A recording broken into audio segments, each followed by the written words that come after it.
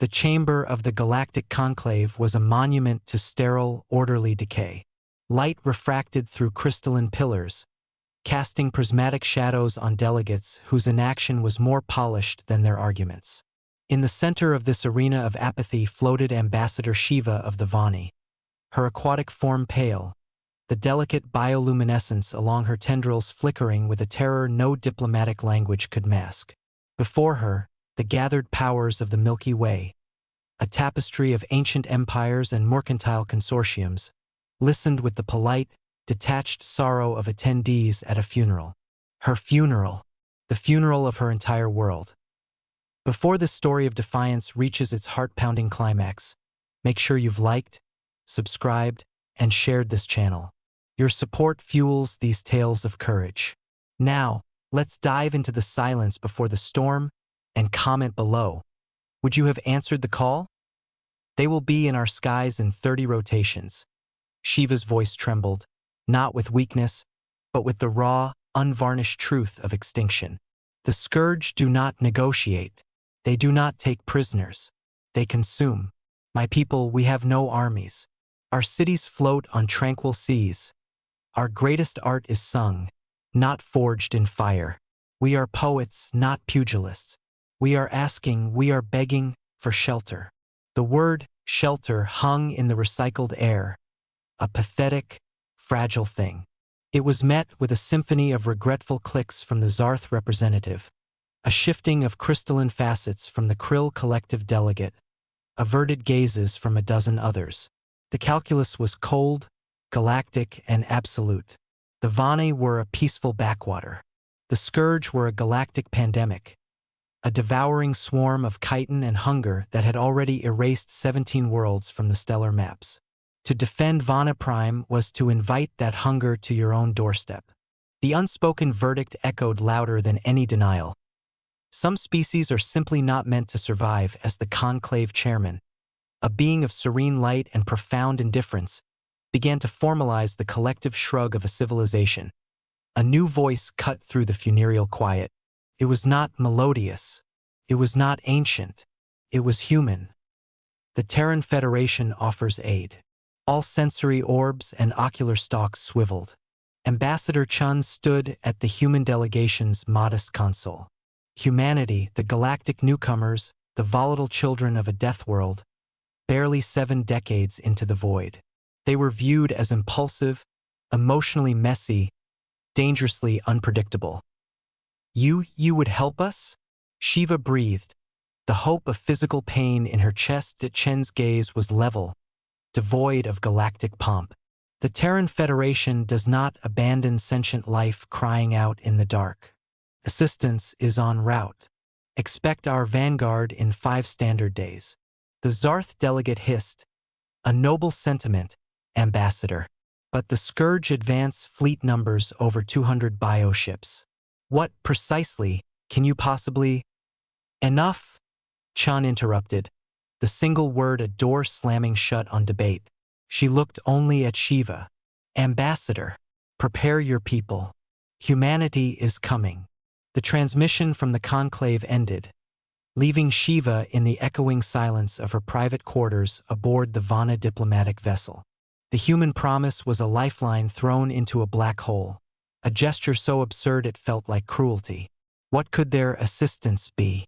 A single medical frigate? A token evacuation ship to save a precious few? A salve for their conscience while 8 billion were left to die? She wept, the saline tears merging with the nutrient fluid of her support tank, mourning a hope she dared not trust. 5 days later, in the serene, undefended orbit of Vane Prime, reality tore open. It began not with the graceful emergence of sleek vessels, but with a wound in spacetime. The fabric of the void screamed in protest, and through the bleeding gash slid not ships, but monuments.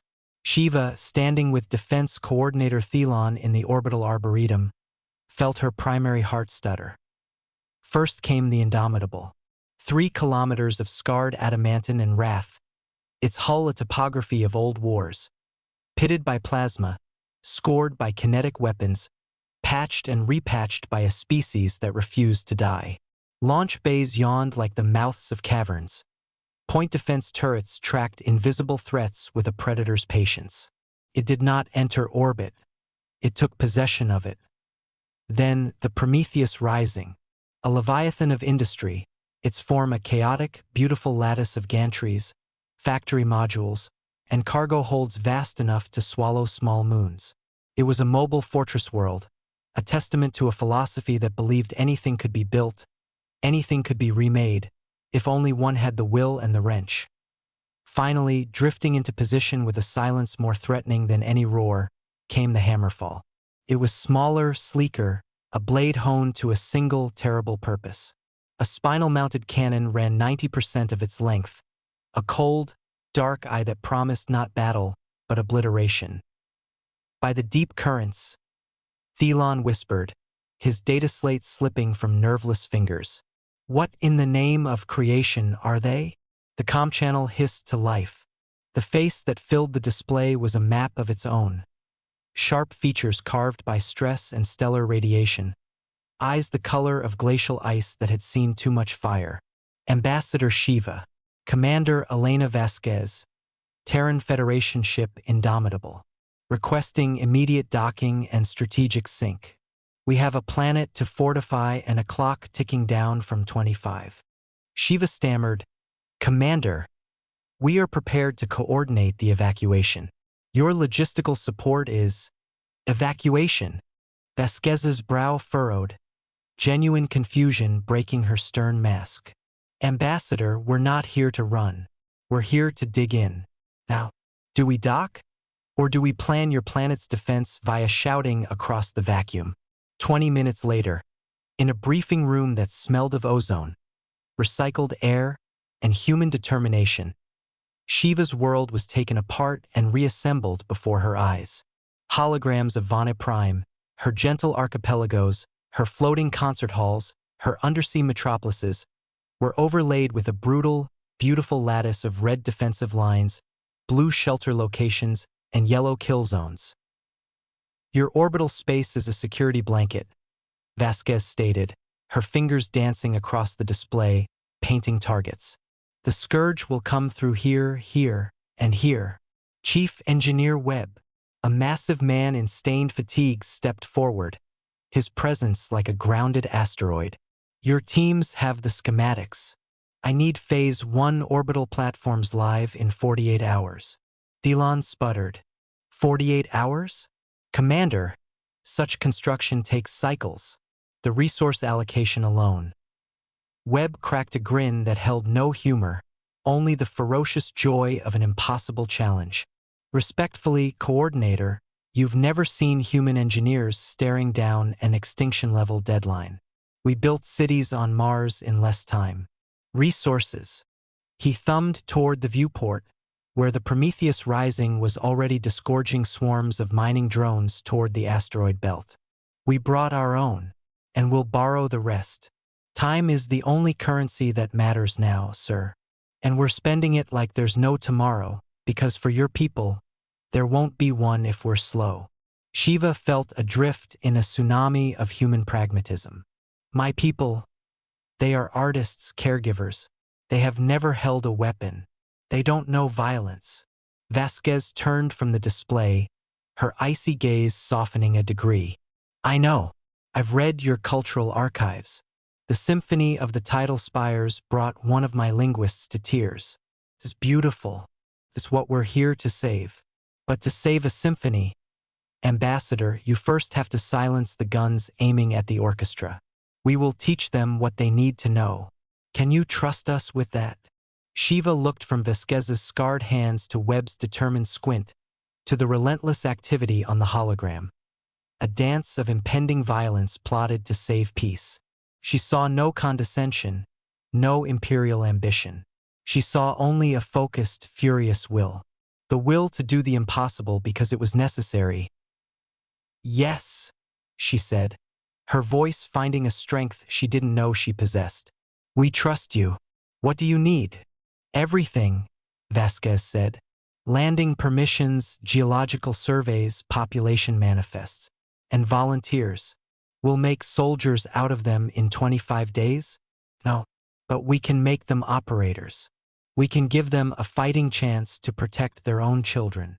Thelon straightened, a new hardness in his fluid posture. I will mobilize the planetary networks. The call will go out. Webb nodded. Good. Also coffee. Lots of coffee. And tell your folks not to panic at the noise. Human terraforming isn't subtle. The noise began 6 hours later, and it was the sound of a world being remade with a sledgehammer and a blowtorch. Human dropships fell like metallic rain, disgorging teams who worked with a controlled, terrifying frenzy.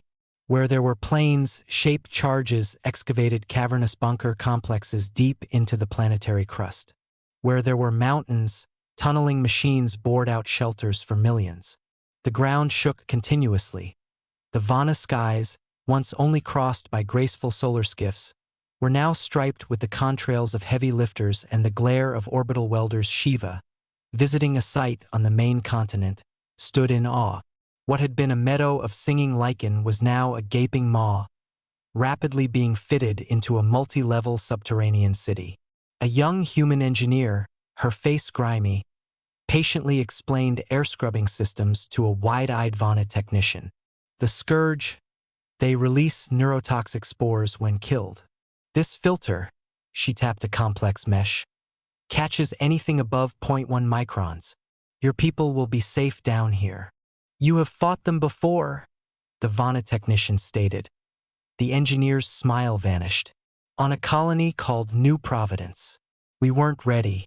We learned the hard way. That's why we're here. So you don't have to.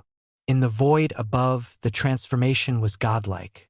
The Prometheus Rising was a spider at the heart of a frenetic web, spinning platforms of steel and death. One by one, orbital defense batteries slid into place, their railgun emplacements powering up with a low, ominous hum that vibrated through Shiva's bones, even through the station's hull. Standing beside Vasquez on the observation deck, Shiva watched another platform lock into its grid. Commander, I must ask, why? We can never repay this. We have nothing you need. Vasquez was silent for a long moment, her reflection ghostly on the transparasteel. 70 years ago, Ambassador, we broke the light barrier and found the galaxy waiting. We found wonders. We also found this. She gestured at the stellar chart, at the marked graveyards of 17 worlds. The scourge, the slavers, the silent councils that let tragedies happen. We have a saying, the only thing necessary for evil to triumph is for good beings to do nothing. We can do something, so we must. She finally looked at Shiva, a grim, warrior's smile touching her lips. Besides, we're disgustingly good at this. 10,000 years of perfecting violence. Seems a shame to let all that practice go to waste. 20 days remained. The orbital grid was a necklace of fire around Vana Prime. The bunkers could hold the entire population. The training fields were full of terrified, determined Vana volunteers, fumbling with human weapons that felt like blasphemy in their hands. 15 days. The first sensor ghosts of the scourge appeared at the system's edge, a cloud of malevolent life, moving with the terrible, patient certainty of a natural disaster. 10 days. The civilian relocation began, a sorrowful, orderly procession into the deep, safe dark. Parents hushed crying children, elders carried heirlooms, all placing their faith in the frantic, determined strangers who had descended from the stars. 5 days. The human fleet shifted into a battle sphere. The indomitable floated like a steel citadel at the center. The Prometheus Rising withdrew, its construction arms now bristling with repair drones. The Hammerfall awoke. A deep, subsonic thrum pulsed from it, a feeling of dread that bypassed the ears and vibrated in the teeth. 1 day. Shiva found Vasquez on the Indomitable's bridge at the silent hour before watch change. The starfield outside was deceptively calm. Can we win? Shiva asked, the question barely a whisper. Vasquez didn't turn. I don't know, she said, the honesty more frightening than any bravado. They're tough, and there are so many of them. She finally looked at Shiva. But they've never fought humanity before. They think your world is soft fruit, waiting to be peeled. They are wrong. And we are going to engrave that lesson on their hive mind, even if we have to use their own bones as the chisel. Your people, the galaxy calls you aggressive, dangerous, but I have seen your engineers weep over damaged ecosystems, your medics work until they collapse to save a single Vana child. Why is the violence so proficient? Vasquez's smile was sad, ancient. Because, Ambassador, sometimes the only way to protect the gentle is to be utterly, terrifyingly strong. The only way to preserve a thing of beauty is to be willing to become a monster in its defense. My species learned that in our own blood over millennia. We pray you never have to. The final hours bled away. On the bridge, Vasquez stood surrounded by the quiet hum of a machine ready for carnage. All stations, final status. Reports came back, voices tight but clear. Grid online. Fighters armed and eager. Marines in position, itching to teach these bugs some manners. Vasquez allowed herself a micron of a smile. She turned to Shiva, who had refused the final shelter. Last chance, Ambassador. This bridge will be a target.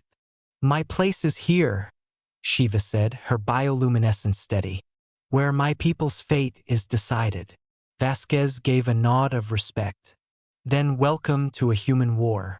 It's ugly, brutal, and without mercy. But we are exceptionally good at it. On the main viewer, the edge of space rippled. Then it burst. The Scourge fleet emerged not with the graceful beauty of FTL, but with a violent biological extrusion, a tearing of reality that birthed nightmares. 200 bioships, vessels of ossified chitin and pulsing vascular networks, swam into the killing ground.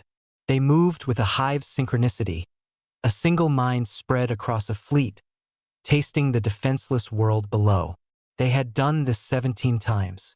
This was ritual. This was Harvest.in, the command center of the Prometheus Rising.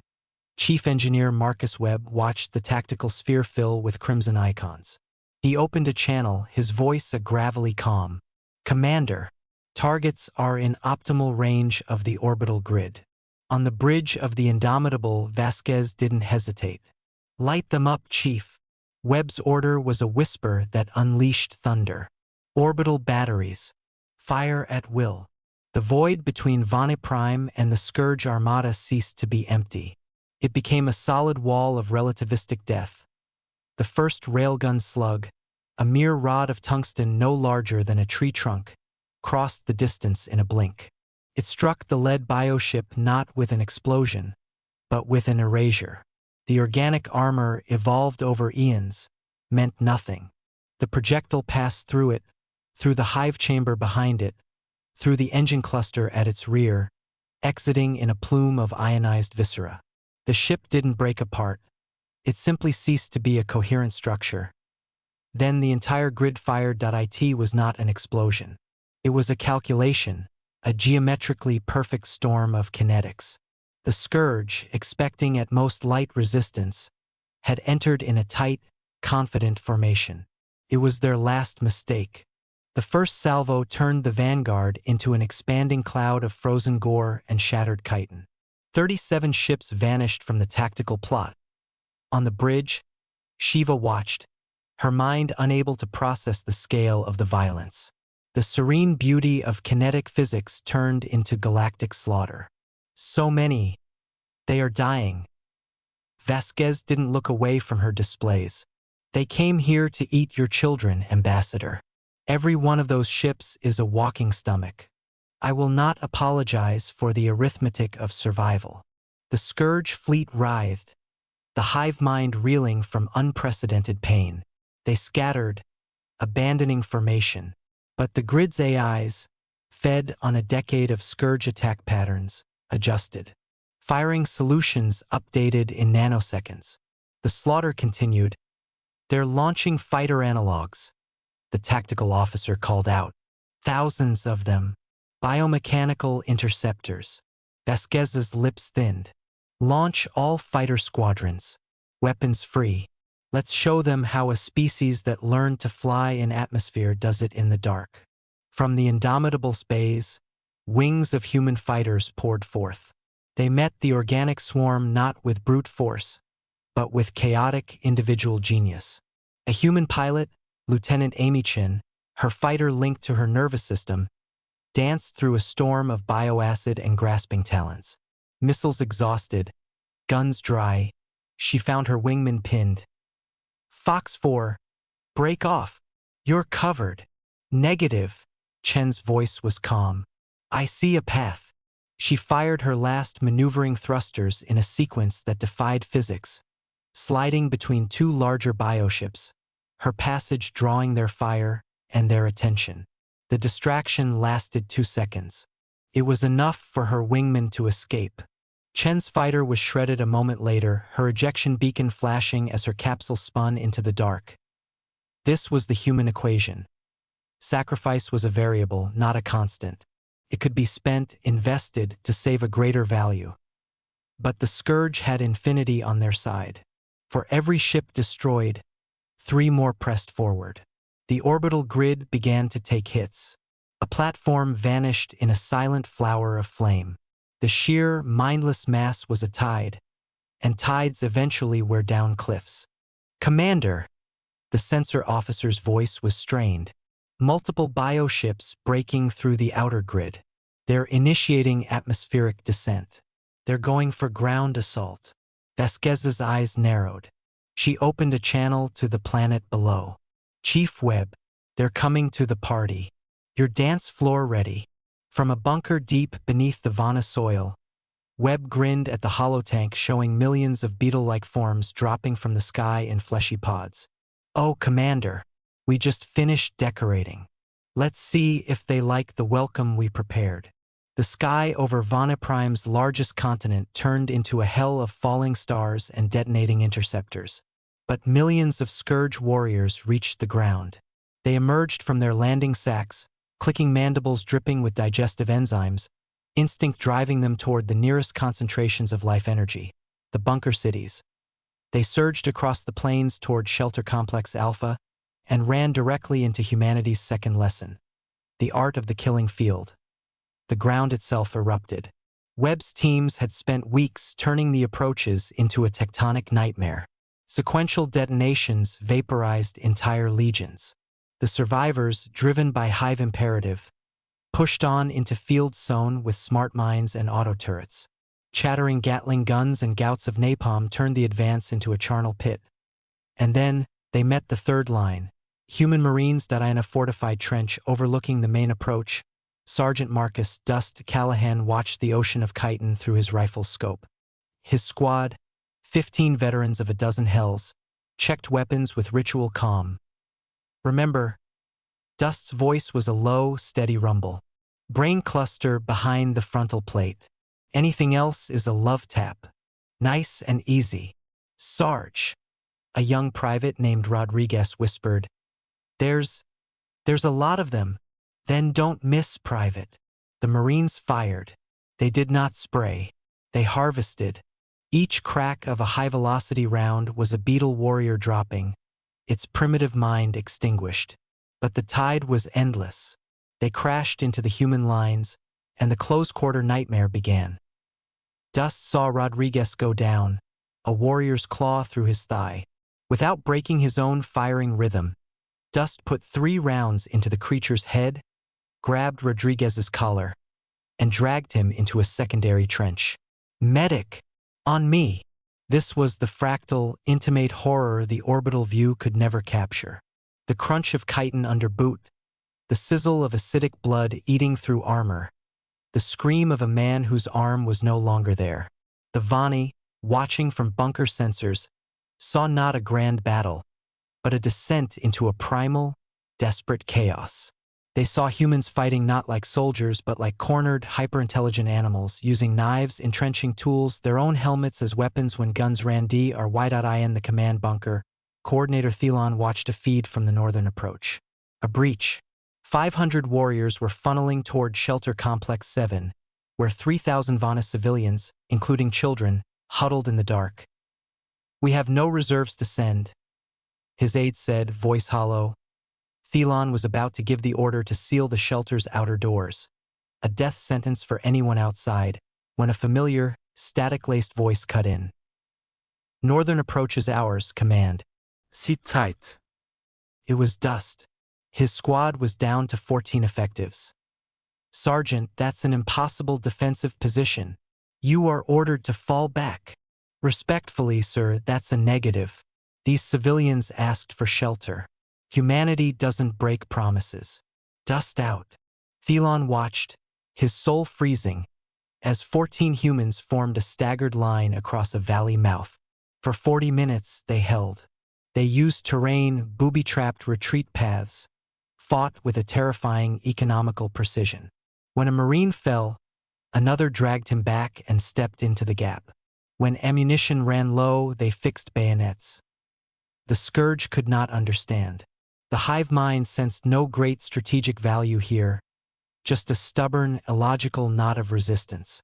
It poured more warriors in, trying to drown the knot.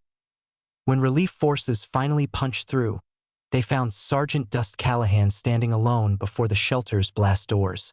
He was a ruin, armor shattered, one arm hanging useless, leaning on a broken rifle like a crutch. Around him lay mounds of Scourge dead. The shelter doors behind him were unmarred. He looked at the arriving Marines, nodded once, and collapsed.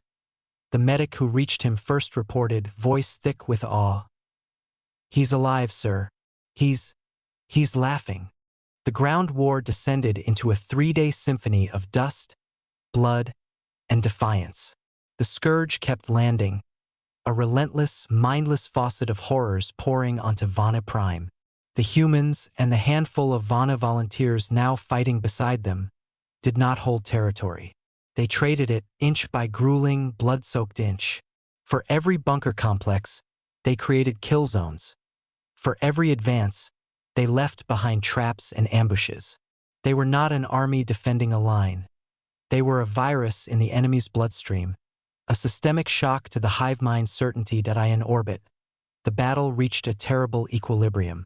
The indomitable bled atmosphere from a dozen wounds. A third of her fighter squadrons were gone, their pilots' names scrolling on a somber memorial screen in the crew lounge. The orbital defense grid, that magnificent necklace of fire, was now a broken string of beads, half its platforms dark, spinning wrecks. Commander Vasquez stood on her bridge, the weight of command a physical armor. The tactical display told a cold story. They were inflicting catastrophic losses, 10-1, maybe 20-1. But the Scourge had brought 200 ships, and they had more in the galactic shadows. Humanity was winning every battle and losing the war of attrition. The turning point came on the morning of the third day. The sensor officer's voice cut through the low hum of damage reports. Commander, multiple Scourge capital ships, the hive carriers, are breaking from the main engagement. They're moving to high orbital vantage points above the primary population centers. Energy signatures consistent with biomass dissolution weaponry. They're preparing for a saturation bombardment. A chill colder than the void seeped into Vasquez's bones. The bunkers could withstand conventional orbital strikes. But the Scourge didn't use kinetics or plasma. They used a weapon that broke down complex organic matter at the molecular level, turning cities and forests into a nutrient slurry to be siphoned away. If those carriers fired on the bunker cities, even the deepest shelters would become tombs filled with primordial soup. Millions would die in minutes. The bridge was silent, every officer understanding the math. They couldn't stop them all. Their weapons were depleted, their fighters out of position.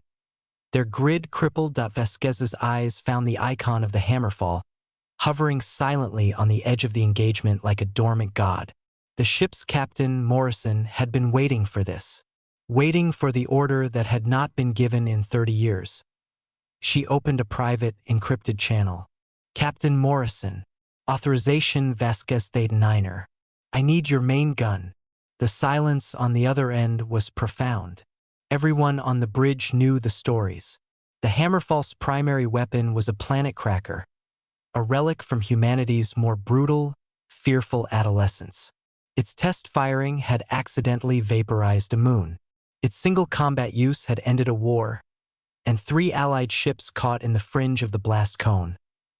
"Commander," Morrison's voice was tight, "you know the collateral risk. The targeting tolerances are unforgiving. With our grid damaged, we can't guarantee a clean field." "I know the risks, Captain," Vasquez said, her voice stripped of all emotion, leaving only steel. "But if we don't break that formation in the next 10 minutes, we lose the planet. All of it. Every Marine fighting down there, every Vana child in those shelters. I need that gun. I need it now." A pause that felt like an eternity. Then, "Understood. Powering up the primary. We'll need 15 to charge. You have 10. She switched to fleet-wide broadcast. "All Terran vessels, all Vana defensive stations. This is Commander Vasquez. Clear the following vector immediately. I repeat, get out of the firing lane. This is not a drill." Then, to the planet, "Chief Webb, get everyone under the deepest rock you have. Something loud is about to happen." In the bunker command center, Webb heard the order and started laughing, a raw, exhausted sound. He opened the all-hands channel to his engineers scattered across the front lines. "You heard the lady. Party's over. Get underground right now. If you're above dirt, you're about to become a shadow on a wall. The Hammerfall is saying hello." On the ground, Sergeant Dust, now patched up and back in a light-duty command role, heard it and felt a feral grin split his face. "About damn time," he muttered. On the bridge of the Hammerfall, Captain Morrison oversaw the final sequences. The ship groaned as energies not meant for mortal vessels coursed through its conduits. The colossal magnetic rails along its spine glowed a sullen, hellish red. All non-essential systems offline. Power routed to primary. Targeting solution locked on the lead hive carrier formation. 95% charge. "The Indomitable is still within marginal blast radius, Captain," his XO warned quietly. Morrison didn't look away from the targeting display. "Commander Vasquez knows the numbers. She hasn't moved her ship. That's her answer." He took a final breath. 100%. Weapon hot. He opened a channel, his voice echoing across human and Vana networks. "To the people of Vani Prime, you asked for shelter. Humanity answers. Now, close your eyes." He didn't give a dramatic order. He simply nodded to his weapons officer. "Fire." The universe flinched. The Hammerfall's main gun did not fire a projectile in any conventional sense. It fired a contained piece of a star's birth, wrapped in a magnetic bottle and accelerated to a fraction of light speed. A lance of raw, blue-white annihilation tore across the orbital battlefield. It didn't travel. It was instantly a line of perfect nothingness connecting the Hammerfall to the Scourge formation. The first hive carrier didn't explode. It underwent immediate atomic dissociation. One moment it was a 10-kilometer-long mountain of chitin and biomechanical organs. The next it was an expanding cloud of superheated plasma. The beam, barely attenuated, struck the ship behind it, then the next and the next. It was less a weapon and more an act of celestial erasure. 12 capital ships ceased to exist in less than a second. The secondary effect was almost as devastating. The beam's passage superheated the surrounding void, creating a conical shockwave of radiation and relativistic debris that washed over the remaining carriers. Organic shields boiled away. Hulls cracked open like eggs, spilling their monstrous contents into the vacuum. On the Indomitable's bridge, the tactical display updated with brutal finality. 18 capital ship icons winked out. The remaining Scourge formation shattered like a dropped crystal, the hive mind's control breaking under an assault of unimaginable, physics-defying violence. For the first time in its million-year history, the Scourge collective consciousness experienced a new sensation. Not pain, not loss, but fear. Primal, disorienting terror.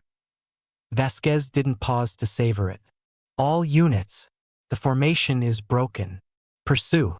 Destroy every ship that doesn't jump to FTL. I want them to dream of this day for 1,000 generations. The human fighters, like wolves unleashed, fell upon the scattered, reeling bioships. The battle shifted from desperate defense to ruthless hunting. But on the ground, the war was not over. The hive mind's connection to its ground forces frayed and snapped. Millions of Scourge warriors were suddenly alone, their directive processors empty, running on base instinct. Some kept attacking in mindless fury. Others wandered, confused. Many simply stopped, their limited individual brains unable to process the silence where the hive song used to be. In the command bunker, Coordinator Thelon saw the shift. He saw the Scourge advance lose all coordination, becoming a chaotic, brutal melee instead of a directed flood. A human lieutenant next to him gestured at a screen showing a group of warriors standing motionless in a field, weapons lowered. Now we clean them up, sir. We can purge every last one. Thelon watched. He saw the dumb, animal confusion in the alien postures. He remembered Ambassador Shiva's words about the beauty of Vana peace, a philosophy that saw life as sacred, even in its most monstrous forms. He remembered the human medic who had risked his life to treat a wounded Scourge warrior caught in a trap, simply because it was screaming. He made a decision that surprised everyone, most of all himself. No, he said, his voice firm. Broadcast on all frequencies, low power, simple biorhythmic pulses. The universal signal for surrender. Designate the equatorial plains as a containment zone. Any Scourge warrior that lays down its arms and moves there will not be fired upon. The human lieutenant stared. Sir, with respect, those things were eating people yesterday. And if we execute them when they are helpless, what does that make us? Thelon asked, not rhetorically. The humans taught us to fight. They also showed us mercy when a Marine found a wounded enemy. They fight with fire, but they do not burn for the sake of burning. We are Vani. We choose peace when peace is possible. Even an ugly, difficult peace. It was a controversial, dangerous order. Many Scourge couldn't comprehend it and were cut down. But thousands, confused, leaderless, responded to the simple, non-threatening signal. They shuffled toward the plains, dropping their acidic claws, and stood in silent, bewildered clusters. For the first time in their evolutionary history, Scourge warriors were prisoners of war. The orbital battle ended not with a bang, but with a ragged, desperate scramble. The remnants of the Scourge fleet, their queen mind shattered, performed a frantic, uncoordinated jump into FTL, fleeing not just the system, but the sector. They left behind over 3 million ground troops and a galactic legend of defeat. Silence, profound and deafening, settled over Vani Prime. The casualty reports were a ledger of grief. Over 3,000 human dead, 30,000 Vani, mostly from shelter collapses or accidents during the frantic evacuation. The Indomitable was a gutted wreck, needing years of repair. The orbital grid was in tatters. But Vani Prime stood. Its oceans still swelled. Its cities, battered but intact, still floated. 8 million Vani breathed the air of a world that was still theirs. Days later, in the overcrowded medical bay of the Prometheus Rising, Ambassador Shiva found Commander Vasquez. The human commander was refusing a Regan bed, instead overseeing the treatment of her crew, her own arm in a sling, a blood-stained bandage across her temple. You need to rest, Commander, Shiva said softly. I'll rest when they do, Vasquez said, gesturing to the rows of wounded. Her eyes, however, were on Shiva. Your people, alive, because of you, because of all of you. Shiva's tendrils glowed with soft, sorrowful light. I must ask why? We are not your kin. We had nothing to offer. You could have sent a token force, saved face at the conclave, and left. Instead, you spent your blood like currency. Why? Vasquez was quiet for a long moment, watching a medic gently reset a Marine's shattered leg. Ambassador, she finally said, do you know humanity's real strength? It's not our tech or our tactics. It's our spectacular, stubborn unreasonableness. You asked for shelter. The galaxy heard, evacuate. We heard, protect them. She turned, her gaze intense. Before the stars, we fought ourselves for millennia. We are monsters of our own making. When we finally looked up, we were terrified that all we would bring to the galaxy was more of the same. More conquest. More cruelty. She looked out the viewport at the scarred but living world below. Then you called. You showed us we could be something else. Not conquerors, protectors. You gave our violence a purpose beyond ourselves. You gave us a reason to be strong that didn't leave a bitter taste. That's a gift you can never repay.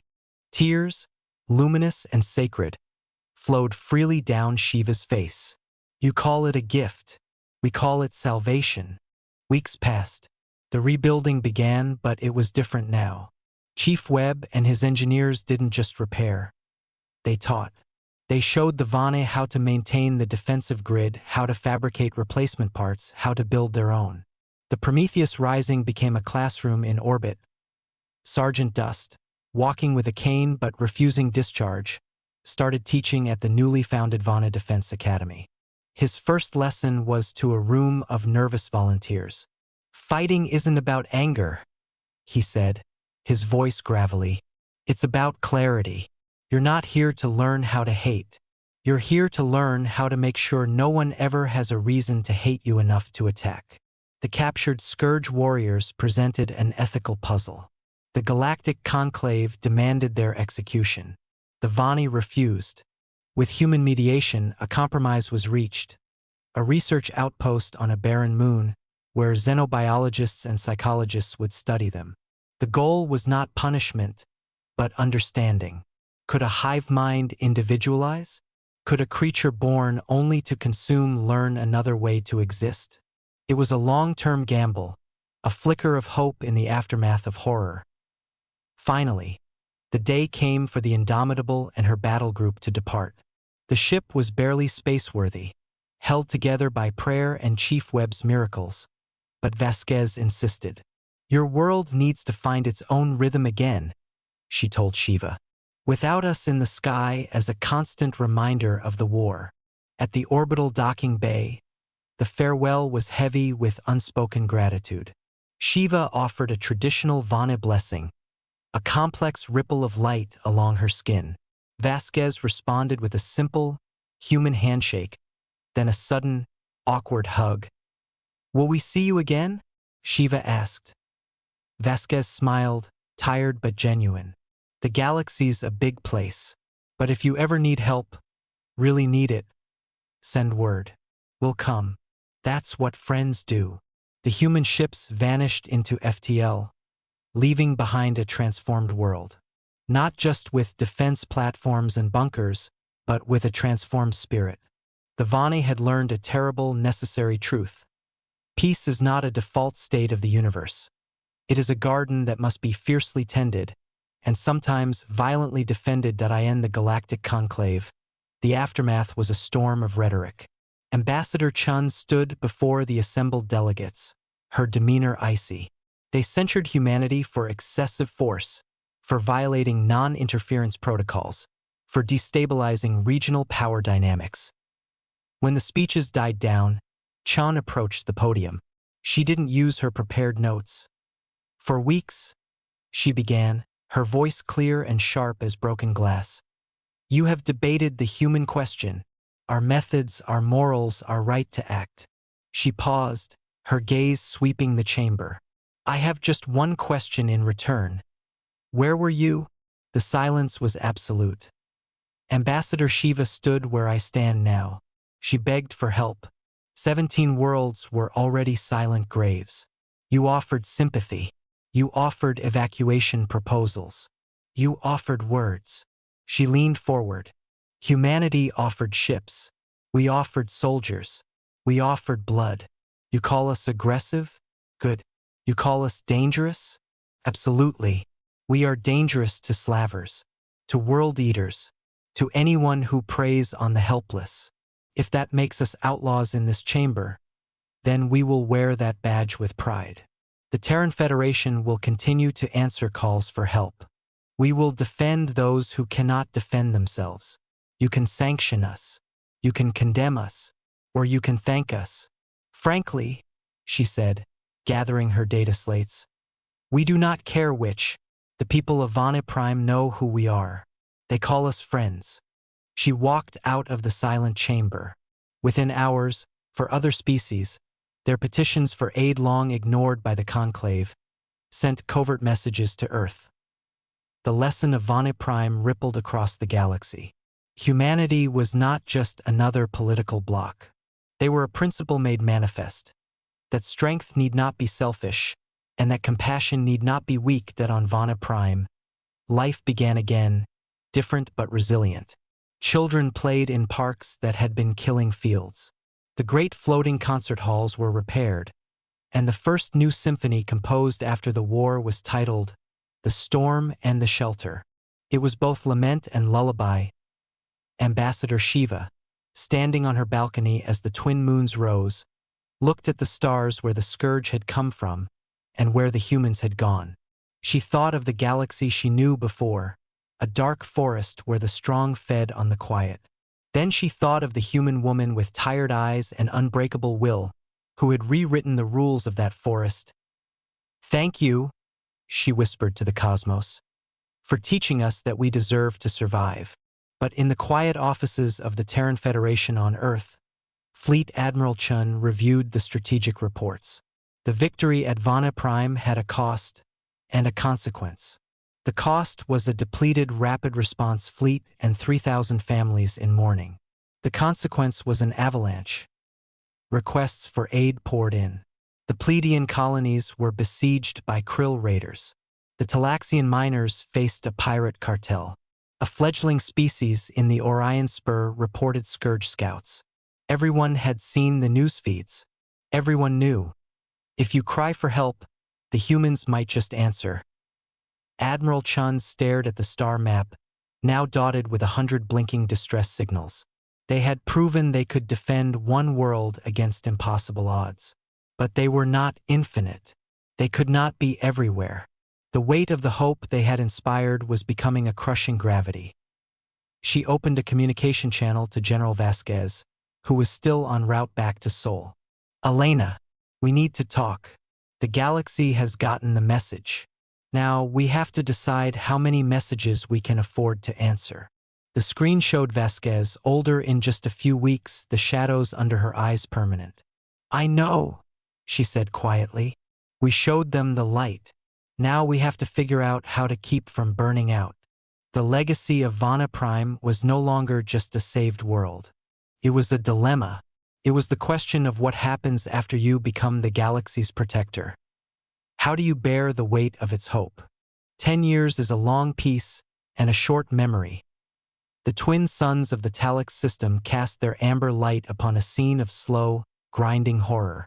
Pirate vessels, jagged amalgams of stolen technology, stalked the shipping lanes, their hulls smeared with the grime of 100 plundered worlds. Below, on Talax 3, the sprawling mineral colonies were bleeding. Each week brought reports of another outpost gone silent, another freighter vanished, another 100 families taken for the slave markets of the outer dark. The Talaxian Council, a body of weary engineers and geologists, sent their pleas to the Galactic Conclave. They received, in return, subcommittee formations and impact assessment timelines. The bureaucracy of apathy had refined itself. In her office on Vana Prime, now Admiral Thelon of the Vana Guardian Fleet, read the Talaxian dispatch. The pain in the text was familiar, a ghost from his own past. He remembered the feeling of the ground shaking not from mining, but from scourge landing pods. He remembered the taste of despair. On his wall hung 2 images, a pre-war etching of the singing spires and a hollow of Sergeant Dust Callahan, standing before the shelter doors, a broken statue of Defiance. His aide, a young Vani officer whose father had died in Shelter Complex 2, spoke softly. The Conclave will not act, Admiral. The pirates are not a galactic threat. They are merely a local tragedy. Thelon's tendrils, now streaked with the gray of command and consequence, pulsed with a steady, hard light. Notify the remembrance. Plot a course for the Talix system. Maximum sustainable speed. The aide hesitated. Sir, our mandate is planetary defense. The charter, our charter, Thelon interrupted not unkindly, was written in the blood of humans who crossed the galaxy for a people they did not know. It is not a boundary. It is a compass. Ready the ship. The Remembrance, Vana Prime's first warship, was a product of joint genius. Its graceful hydrodynamic lines were pure Vani aesthetics, but beneath that elegant hull thrummed human-designed fusion cores and mass accelerators. It was not a ship of conquest, but a scalpel of deterrence. As it powered up its drives, Thelon stood on the bridge, feeling the old ghost of helplessness. But beside it now stood a newer, firmer spirit. The ghost of answered prayers. He opened a channel to Talix 3. Council of Talix. This is Admiral Thelon of Vana Prime. We have received your call. We are coming. The voice that responded was cracked with exhaustion and disbelief. Vana Prime? You are the ones the humans saved. We are, Thelon said. And we learned that no one should have to face the darkness alone. Hold on, friends. Shelter is on the way. The journey took 3 weeks. When the Remembrance dropped out of FTL at the edge of the Talix system, the tactical display painted a grim picture. A dozen pirate ships, like carrion birds, were encircling a lumbering Talaxian ore hauler. Distress calls bled across the spectrum. Thelon did not hesitate. Broadcast on all bands. This is Admiral Thelon of the Vana Guardian Fleet. You are in violation of Talaxian sovereign space. Disengage and power down your weapons immediately, or you will be fired upon. The response was a burst of crude laughter and a volley of mass driver rounds aimed at the Remembrance's bow. They spattered harmlessly against its energy shields, which shimmered with a cool, blue light. Thelon nodded to his tactical officer, a Vani who had been a data sifter before the war. Return fire. Disabling shots only. Target their engines and weapon arrays. Sir, the pirate protocols recommend. We are not pirates, Thelon said calmly. We are gardeners. We are pruning the thorns. Follow the doctrine General Vasquez wrote. Maximum effect, minimum necessary force. The Remembrance moved. It was not the brutal, overwhelming assault of the Hammerfall. It was precise, surgical, almost artistic. Particle beams lanced out, severing weapon mounts. Smart mines deployed, attaching to pirate hulls and emitting disabling electromagnetic pulses. Within minutes, the pirate squadron was a collection of dead, drifting hulks. The Talaxian ore hauler transmitted, the captain's voice trembling with awe. We didn't know anyone was coming. Thank you. You are welcome, Thelon replied. Now, let's discuss how to make sure they don't come back. On Earth, in a quiet room at the Terran Federation's officer retirement commune, Elena Vasquez watched the after-action report from Talix. A small, proud smile touched her lips. She was older now, her hair steel gray. The scars on her hands a permanent topography of a life spent at the edge of the abyss. The room was Spartan, save for one shelf holding a model of the Indomitable and a smooth, water-worn stone from Havana Beach. Her visitor, Fleet Admiral Marcus Chen, sighed as he finished reading the report. Thelon's playing by your playbook, Elena. Right down to the phrasing. It's a good playbook, Vasquez said, sipping a bitter, dark tea. It's about building fences, not empires. It's creating a pattern, Chun countered, but without heat. Vana Prime helps Talix. The Pleiadians, with the frigates we helped them build, just drove off a krill incursion in the Lirith Belt. The Vasquez Doctrine is spreading. A network of mutual defense, rooted in our intervention. Isn't that the point? Vasquez asked, setting her cup down. We were never supposed to be the galaxy's only fire department. We were supposed to teach others how to make fire extinguishers and when to use them. It is the point, Chen agreed. But the conclave sees it as a challenge, an alternative power structure. They're talking about sanctions, about restricting FTL travel for species in the human sphere of influence. They're frightened. Good, Vasquez said, her eyes glinting with their old fire. Let them be frightened of cooperation. Let them be terrified of compassion that has teeth. It's a healthier fear than the one the scourge inspired. Chun leaned forward. We're being asked to take a side, Elena. Formally.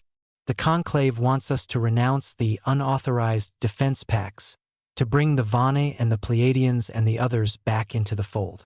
Vasquez was silent for a long moment, looking out at the earth garden beyond her window.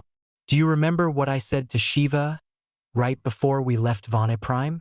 I told her we were friends. Friendship isn't a policy you renounce, Marcus. It's a bond you honor. We will not abandon the ones who stood with us in the fire, just to make the arsonists more comfortable. The meeting ended with no resolution, only the understanding that a line was being drawn in the galactic sand. Not between empires, but between philosophies. The old way of isolated self-interest, and the new, fragile way of interconnected responsibility. Years flowed like a river. 20 years after the Battle of Vana Prime, the galaxy had reshaped itself around the scar tissue of that conflict. The Scourge were a fading nightmare, their remnants hunted by joint Vana-human patrols. The network of allied species, now calling themselves the Sanctuary Compact, had grown to 8-member worlds. They shared technology, intelligence, and a simple, unbreakable rule. An attack on one is an attack on all. And we will answer. But with growth came growing pains. The Krill Collective, an expansionist empire built on slave-taking, watched the Compact's borders with reptilian patience. They saw not a defensive alliance, but a barrier to their destiny. They began probing, testing, looking for a weak link in the chain. The weak link, they believed, was the Zilani Trade Union, a species of delicate, gas-giant dwellers who had recently applied for associate status in the Compact. The Zilani were wealthy, peaceful, and utterly without martial tradition. They were the perfect target. Crushing them would send a message, break the Compact's credibility, and fill Krill coffers. The Krill attack was not a brute force assault like the Scourge. It was a calculated, political strike. A peacekeeping fleet entered Zilani space, citing concerns over regional stability. They blockaded the major trade orbitals, demanding administrative oversight of Zilani hyperlane routes. It was conquest disguised as bureaucracy. The Zilani plea for help went out. The Compact Council convened via quantum entanglement comms. The debate was heated. The Vani argued for immediate intervention. The Pleiadians, still rebuilding their own fleet, urged caution. The humans, represented by Admiral Chun, Listen.it was Admiral Thelon, his voice now carrying the gravitas of decades, who cut through the fear. We have a choice, he said, his image flickering in the holotank. We can calculate risk, weigh resources, and watch as the Krill slowly strangle the Zilani, proving our alliance is made of paper. Or we can remember the feeling of staring into the abyss and the sound of friends arriving in the nick of time. The humans did not ask for a cost-benefit analysis when we called. They came. That is the promise we made when we took their help. That is the promise we must keep. The vote was unanimous. The Compact would respond. But this would not be a single-ship operation. This would be a coordinated, multi-species fleet action, the first of its kind in galactic history. The Remembrance would lead a Vane battle group. The Pleiadian Shield of Lyrith would contribute its fast-attack corvettes. The humans would send the Indomitable, newly rebuilt and refitted, and her carrier group. It was a mosaic of different technologies, different tactics, different cultures, unified by a single principle. The muster point was a barren system one jump away from Zilani space. As the ships gathered, the sight was both awe-inspiring and absurd. Sleek Vana vessels floated beside blocky, utilitarian human cruisers and the crystalline, angular forms of Pleiadian ships. On the bridge of the Indomitable, now under the command of Captain Alistair Vance, a protege of Vasquez. The tactical officer shook his head. It's a beautiful mess, sir. Integrating targeting data alone is a nightmare. Captain Vance, a man who had lost his brother at Vana Prime, smiled thinly. The nightmare is what happens if we fail. Make it work, Commander. That's an order. The battle for the Zilani trade nexus did not begin with a declaration of war. It began with a broadcast. Admiral Thelon, speaking for the Compact, addressed the Krill blockade commander. Krill vessel, you are in violation of Zilani sovereignty. Withdraw your forces immediately. This is your only warning. The Krill commander, a creature of polished scales and cold arrogance, responded with disdain. You are a coalition of miners. You do not dictate terms to the Krill collective. Stand down or be removed. Thelon closed the channel. He looked at the faces on his bridge, Vani, human, Pleiadian. He saw not fear, but a focused determination. He remembered the human word Sergeant Dust had taught him. Esprit de corps, the spirit of the body. They were one body now. All vessels, Thelon said, his voice calm across the fleet-wide net. Execute Plan Sentinel. Let's show them what miners can do. What followed was not a battle of annihilation, but a masterclass in tactical synergy, a ballet of controlled violence. The Krill expected a disorganized charge. What they got was a symphony. The human carriers launched fighter screens that harried the Krill picket ships, drawing their fire. The Pleiadian corvettes, blindingly fast, darted in and used precision energy weapons to disable sensor arrays and communication hubs.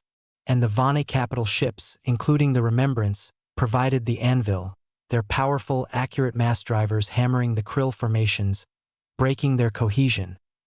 The Krill fought with the brutal efficiency of a predator. But they were fighting a system.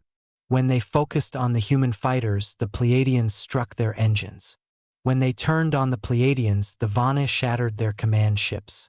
It was a three-dimensional chess game where the Compact was playing all the pieces in harmony. On the indomitable, Captain Vance watched a Krill battleship, frustrated and bleeding atmosphere, make a desperate suicide run toward the Zilani orbital habitat.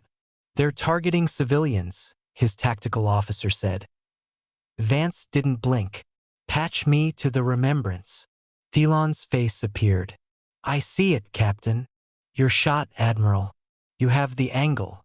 On the Remembrance, Thelon felt the weight of the moment. This was not defense.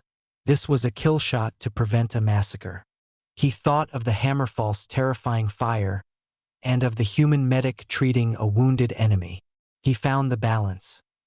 Target their primary propulsion and weapon guidance. Fire. The Remembrance's main cannon, a refined version of the human design, spoke. The beam was a precise scalpel, not a sledgehammer. It sheared through the Krill battleship's engines and melted its forward batteries.